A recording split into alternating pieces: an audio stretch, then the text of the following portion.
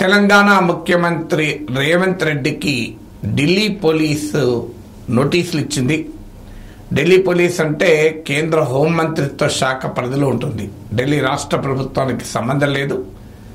Case ఏంటంటే అమిత్ షాకు సంబంధించినటువంటి వీడియోను ఎడిట్ చేసి ఫేక్ వీడియోను సర్క్యులేట్ చేస్తున్నారన్న ఆరోపణ పైన తెలంగాణ రాష్ట్ర కాంగ్రెస్ అధ్యక్షులు రాష్ట్ర ముఖ్యమంత్రి రేవంత్ రెడ్డికే సిఆర్పిసి 91 సెక్షన్ కింద నోటీస్ ఇచ్చినట్లు మీడియాలో వస్తుంది కథనం.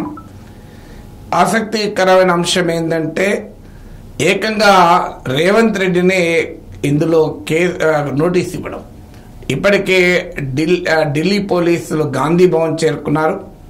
తెలంగాణ కాంగ్రెస్ సోషల్ మీడియా విభాగం వారిని ఎవరైతే ఇందులో వ్యక్తిగతంగా బాధ్యులో వారిపైన కూడా చర్యలుంటాయని BJP IT cell incharge Amit Malviya పేర్కొన్నారు. అమిత్ షా అన్నట్లుగా చెప్పబడుతున్న ఈ వీడియోలో బీజేపీ అధికారంలోకి వస్తే రాజ్యాంగానికి మార్చి ఎస్సీ ఎస్టీ బీసీ రిజర్వేషన్లను రద్దు చేస్తాం అని ఈ వీడియోలో క్లిప్లో ఉంది. వాస్తవంగా అమిత్ షా అన్నది ఏంటంటే మేము గనక బీజేపీ మరోసారి అధికారంలోకి వస్తే రాజ్యాంగ వ్యతిరేకమైన ముస్లిం రిజర్వేషన్లను రద్దు చేస్తాం, ఆ రిజర్వేషన్లను కూడా ఎస్సీ ఎస్టీ బీసీలకు ఇస్తాం అని అన్నాడు. తెలంగాణలో జరిగిన సభలోనే ఈ వ్యాఖ్య చేసినట్లుగా అంటున్నారు. అందువల్ల ఈ వీడియోను తెలంగాణ కాంగ్రెస్ సోషల్ మీడియా విభాగమే ఎడిట్ చేసి ఫేక్ వీడియోగా మార్చి దాన్ని సర్క్యులేట్ చేశారు. ముస్లిం రిజర్వేషన్ రద్దు చేసి ఎస్సీ ఎస్టీ బీసీలకు ఇస్తాం అన్నదాన్ని కాస్త ఎస్సీ ఎస్టీ బీసీల రిజర్వేషన్లు రద్దు చేస్తాం అనేలా ఎడిట్ చేశారు. నేను చాలాసార్లు చెప్పాను, ఎడిటింగ్ ఇలా ఫేక్ వీడియోలు డీప్ ఫేక్ వీడియోలు భయంకరంగా సర్క్యులేట్ అవుతాయి. ప్రతి దాన్ని నమ్మకూడదు, ప్రతి దాన్ని షేర్ చేయకూడదు, వాట్సాప్లో లేదా ఇతర సోషల్ మీడియాలో పోస్ట్ చేయకూడదు. కొంత హేతుబద్ధతంగా ఆలోచించాలి. ఇప్పుడు నేనే ఆ వీడియో చూశాను, ఇది ఖచ్చితంగా ఫేక్ వీడియో అని డే 1లోనే ఆ వీడియో వచ్చిన మరుక్షణమే నిర్ణయానికి వచ్చాను. అందుకే నేను గమనించండి, అమిత్ షా ఇలా అన్నాడని ఎక్కడ వీడియో పెట్టలేదు. ఎందుకంటే దాన్ని అది చూస్తేనే అర్థమవుతుంది ఫేక్ వీడియో అని. ఎలా అర్థమవుతుందంటే కంటెంట్ ద్వారా అర్థం చేసుకోవచ్చు. ఏ రాజకీయ నాయకుడైనా ఎన్నికల సమయంలో ఎస్సీ ఎస్టీ బీసీ రిజర్వేషన్ రద్దు చేస్తామని అంటాడా? అది అమిత్ షా స్థాయి నాయకుడు అంటాడా? ఒకవేళ రద్దు చేసే ఆలోచనను ఎన్నికల సమయంలో అన్నారు. అందువల్ల ఎన్నికల సమయంలో ఒక పెద్ద సామాజిక వర్గాన్ని, మెజారిటీ సామాజిక వర్గాన్ని దూరం చేసుకునేటువంటి వ్యాఖ్యలు అమిత్ షా స్థాయి నాయకుడు అంటాడా? అంటేనే దాన్ని బట్టి ఆ కంటెంట్ చూస్తే అర్థమవుతుంది ఇది ఖచ్చితంగా ఎడిటెడ్ వీడియో, అమిత్ షా అలా అనే అవకాశమే లేదు అని. జాగ్రత్తగా పరిశీలిస్తే అర్థమైంది ఏంటంటే ముస్లిం రిజర్వేషన్ రద్దు చేస్తామంటే దీన్ని వీళ్ళు ఎడిట్ చేశారు. ఇప్పటికే కాంగ్రెస్ పార్టీ ఒక పొలిటికల్ నరేటివ్ జనంలోకి తీసుకెళ్తోంది. బీజేపీ 400 సీట్లు కావాలని మోడీ ఎన్డీఏకి అడుగుతున్నాడు. బీజేపీకే 370 సీట్లు కావాలంటున్నాడు. అనంత్ కుమార్ హెగడే లాంటి వాళ్ళు 400 సీట్లు వస్తే రాజ్యాంగాన్ని మార్చేస్తామంటూ బీజేపీ నేతలు చెప్తున్నారు. రాజ్యాంగాన్ని మార్చి ఏం చేస్తారు అంటే రిజర్వేషన్లు రద్దు చేస్తారు అనేటువంటి ఒక నరేటివ్ను కాంగ్రెస్ చాలా ఎఫెక్టివ్గా కాంగ్రెస్ కాదు ఇతర ప్రతిపక్షాలు తీసుకెళ్లాయి. ఇది ఇప్పుడు బీజేపీకి గుబులు పుట్టిస్తోంది. ఆ పొలిటికల్ నరేటివ్ను స్ట్రెంథన్ చేసే విధంగా అమిత్ షా వీడియోను ఎడిట్ చేశారు. ఒక పొలిటికల్ నరేటివ్ను స్ప్రెడ్ చేయడం వేరు, అమిత్ షా అన్నట్లుగా నమ్మించడం వేరు. పొలిటికల్ క్యాంపెయిన్లో ఇలాంటి నెరేటివ్ బిల్డింగ్ ఉంటుంది. ఆ నెరేటివ్ బిల్డింగ్ కూడా వక్రీకరించకూడదు వాస్తవానికి, కానీ ప్రధానమంత్రి మోడీ స్థాయిలోనే వక్రీకరిస్తున్నారు. ఇక సామాన్యుడి సంగతి ఏంటి? సో ఎప్పుడైతే ఈ పొలిటికల్ నెరేటివ్ బిల్డింగ్ స్ట్రెంథన్ చేసే క్రమంలో ఈ వీడియోను ఫేక్గా ఎడిట్ చేశారు. ఎడిట్ చేసి అమిత్ షా అన్నట్లుగా చూపుతున్నారు. క్రెడిబిలిటీ పెరగటం ఇది సహజంగానే వైరల్ అయింది. బీజేపీ ప్రత్యర్థులు దేశవ్యాప్తంగా వైరల్ చేశారు. అమిత్ షా హిందీలో ఉన్న ఉపన్యాసం కనుక. సో బీజేపీకి ఇది డ్యామేజ్ అవుతుంది కనుక బీజేపీ రియాక్ట్ అయింది. అయితే మాకు డ్యామేజ్ అవుతుందని రియాక్ట్ కాలే. బీజేపీ వాళ్ళు పెట్టిన కేసు ఏంటంటే దీనివల్ల సామాజిక వర్గాల మధ్య అశాంతి పెరుగుతుంది, హింస చెలరేగుతుంది, పబ్లిక్ ఆర్డర్ దెబ్బతింటుంది, పీస్ దెబ్బతింటుంది అని పెట్టారు. ఎందుకంటే భారత రాజ్యాంగంలోని ఆర్టికల్ 19(1)A భావ ప్రజ్ఞ స్వేచ్ఛనిస్తోంది. 19(2) పీస్, ట్రాంక్విలిటీ, పబ్లిక్ ఆర్డర్, శాంతి, అలాగే ప్రజల భద్రత, వీటిపైన సహేతుక ఆంక్షలు పెట్టే అధికారం కూడా రాజ్యానికి ఇస్తుంది. అందువల్ల ఆ ప్రాతిపదిక పైన ఇప్పుడు కేసు పెట్టారు. సో ఈ కేసులో మరి రేవంత్ రెడ్డికి ఎందుకు నోటీసులు ఇచ్చారు అంటే, ఇది తెలంగాణ కాంగ్రెసే ఈ ఫేక్ వీడియో సృష్టికర్త అనేది ఢిల్లీ పోలీసుల అభియోగం. అయితే ఢిల్లీ అందువల్ల రాష్ట్ర కాంగ్రెస్ అధ్యక్షుని ఏకంగా బాధ్యులు చేస్తూ నోటీసు ఇచ్చారు.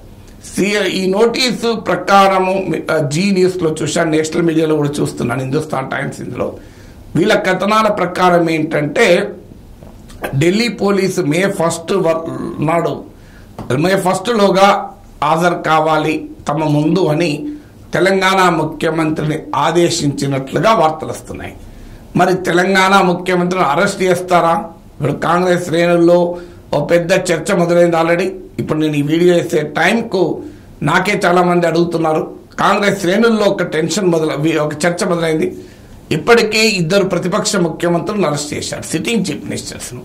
2 రాజకీయ పార్టీల నాయకులు ఇవాళ ఎన్నికల ప్రచారం కూడా చేయకుండా లోపలేశారు. అరవింద్ కేజ్రీవాల్ ఆమ్ ఆద్మీ పార్టీ నాయకుడు, ఢిల్లీ ముఖ్యమంత్రి, ఆయన ఇవాళ ప్రచారం చేసుకోలేకపోతున్నాడు. హేమంత్ సోరెన్ జార్ఖండ్ ముక్తి మోర్చా అగ్రనేత, జార్ఖండ్ ముఖ్యమంత్రిగా ఉండే కేజ్రీవాల్ అయితే ఇప్పటికీ ముఖ్యమంత్రి, ఆయన అరెస్ట్ చేశారు. ఇప్పుడు తెలంగాణ ముఖ్యమంత్రి కూడా స్టార్ క్యాంపెయినర్గా కాంగ్రెస్ ఉన్నాడు కనుకనే ఆయనను టార్గెట్ చేస్తున్నారు. ఎందుకంటే కేరళలో కాంగ్రెస్ కు ప్రచారం చేశాడు, కర్ణాటకలో కాంగ్రెస్ కు మల్లికార్జున్ ఖర్గేతో పాటు ప్రియాంక గాంధీతో పాటు కలిసి ప్రచారం చేస్తున్నాడు. అందువల్ల ఇవాళ తెలంగాణలో 14 సీట్లు కాంగ్రెస్ కు తేవాలి అనే స్టార్ క్యాంపెయినర్ అనే కాకుండా ఇతర రాష్ట్రాల్లో కూడా స్టార్ క్యాంపెయినర్ గా తెలంగాణ సీఎం ఉన్నారు. అందువల్ల రాబోయే ప్రచార కాలం చాలా కీలకం. మే 11 ఎన్నికలు జరగబోతున్నాయి. భారతీయ జనతా పార్టీ తెలంగాణలో ఆధిక్యత కొరకు, ఆధిపత్యం కొరకు ప్రయత్నం చేస్తుంది. అందువల్ల తెలంగాణలో రాష్ట్ర ముఖ్యమంత్రి, పిసిసి అధ్యక్షుడు, కాంగ్రెస్ కు ఓట్ గ్యాదరర్, క్రౌడ్ పుల్లర్ అయిన రేవంత్ రెడ్డినే లోపలేస్తే కాంగ్రెస్ పార్టీని దెబ్బతీస్తుందన్న ఆలోచన బీజేపీకి ఏమైనా ఉందా? సర్కమ్స్టెన్షియల్ ఇన్ఫరెన్స్ అంటారు. అంటే ఈ పరిస్థితులందరినీ చూస్తే అనుమానం కలుగుతుంది. కానీ బహుశా అలా జరగకపోవచ్చనే నా నమ్మకం. ఎందుకంటే సెక్షన్ 91 ఆఫ్ సిఆర్పిసి కింద నోటీస్ ఇచ్చారని అంటున్నారు. సెక్షన్ 91 ఆఫ్ సిఆర్పిసి, ఇప్పుడు దాని పేరు మారిందనుకోండి, అది ఏం చెప్తుంది అంటే, ఏదైనా ఒక వ్యక్తి దగ్గర ఒక డాక్యుమెంట్ కానీ ఇంకేదైనా మెటీరియల్ కానీ ఉందని కోర్టు కానీ పోలీస్ అధికారి కానీ భావిస్తే అది విచారణకు, ఇన్వెస్టిగేషన్కు, ట్రయల్కు అవసరమని అనుకుంటే ఆ డాక్యుమెంట్ను లేదా ఆ మెటీరియల్ను తమ ముందు ఉంచమని ఆదేశిస్తూ నోటీస్ ఇవ్వడం సిఆర్పిసి సెక్షన్ 91 చెప్తున్నది. సో అందువల్ల రేవంత్ రెడ్డి తన ఫోన్ ద్వారా దీన్ని సోషల్ మీడియాలో పోస్ట్ చేశాడని, ఆ ఫోన్ కూడా తీసుకొని రమ్మని నోటీస్ ఇచ్చినట్లు మీడియాలో కథనాలు. సో ఇప్పుడు రేవంత్ రెడ్డి టార్గెట్ గా రాష్ట్ర రాజకీయమే కాదు, జాతీయ స్థాయిలో కూడా రాజకీయ ఫోకస్ అవుతుంది. అయితే ఇక్కడ క్వశ్చన్ వస్తుంది, ఖచ్చితంగా ఫేక్ వీడియో చేయడం తప్పు, అమిత్ షా అనని మాటల్ని అన్నట్లుగా చూపడం నేరమే. కానీ ప్రధానమంత్రి మోడీ కాంగ్రెస్ మేనిఫెస్టో లేని అంశాలు ఉన్నట్లుగా ఎందుకు ప్రచారం చేస్తున్నాడు? చాలా క్లియర్గా ఇప్పుడు కాంగ్రెస్ మేనిఫెస్టోలో ఉన్నట్లుగా మోడీ చేస్తున్న 2 ప్రచారాలు మన ముందున్నాయి. మీ ఇంట్లో ఉన్న బంగారము, వెండి తీసుకెళ్లి ముస్లింలకు పంచుతారు, మీకు భూమి ఉన్న ఊర్లో, మీకు టౌన్లో అపార్ట్మెంట్ ఉన్న కాంగ్రెస్ వాళ్ళు తీసుకెళ్తారు, దాన్ని ముస్లింలకు పంచుతారు, ఆఖరికి మీ మంగళసూత్రాలను కూడా వదలరు అని మోడీ అంటున్నాడు. ఎక్కడన్నా కాంగ్రెస్ మేనిఫెస్టోలు ఉన్నాయా? ఇది కాంగ్రెస్ మేనిఫెస్టోలు ఉన్నాయని చెప్తున్నారు. ఏదో విమర్శగా చెప్పడం కాదు, కాంగ్రెస్ మేనిఫెస్టోలో ఉంది అని మోడీ చెప్తున్నాడు. మీరు కాంగ్రెస్ మేనిఫెస్టో కాగడా పెట్టి చూడండి, ఎక్కడా లేదు. అలాగే ఎస్సీ ఎస్టీ బీసీ రిజర్వేషన్లను తగ్గించి ముస్లింలకు ఇస్తారు కాంగ్రెస్ మేనిఫెస్టో ఉంది అని చెప్తున్నారు. మీరు కాంగ్రెస్ మేనిఫెస్టో మొత్తం చదవండి, ఎక్కడ ఉందో చూడండి. ఇంకా పైగా కాంగ్రెస్ ఏమంటుంది, రిజర్వేషన్ల పైన ఉన్న 50% పరిమితి ఎత్తివేయాలి అని చెప్తుంది. ఇంత ఓపెన్ గా ప్రధానమంత్రి మోడీ, హోంశాఖ మంత్రి అమిత్ షా, మేనిఫెస్టోలో లేనివి ఉన్నట్టుగా చెప్తుంటే మరి అది ఫేక్ కాదా? ఫేక్ వీడియోలు నేరమైనప్పుడు ఫేక్ ప్రచారం నేరం కాదా? ఇప్పుడు ఇదే విషయాన్ని ఎలక్షన్ కమిషన్ కంప్లైంట్ చేస్తే వాళ్ళు నోటీస్ ఇచ్చారు. సో నోటీస్ ఇచ్చి చెప్పగా కూర్చున్నారు. ఫేక్ వీడియో నేరమవుతుంది, ఫేక్ ప్రచారం కూడా నేరమవుతుంది కదా. అన్ఫార్చునేట్లీ ఫేక్ వీడియో చట్టం పట్టుకుంటుంది, ఫేక్ ప్రచారాన్ని చట్టం సీరియస్ గా తీసుకోవడం లేదు, చట్టాన్ని ఎన్ఫోర్స్ చేసే ఎన్నికల కమిషన్లు సీరియస్ గా తీసుకోవడం లేదు.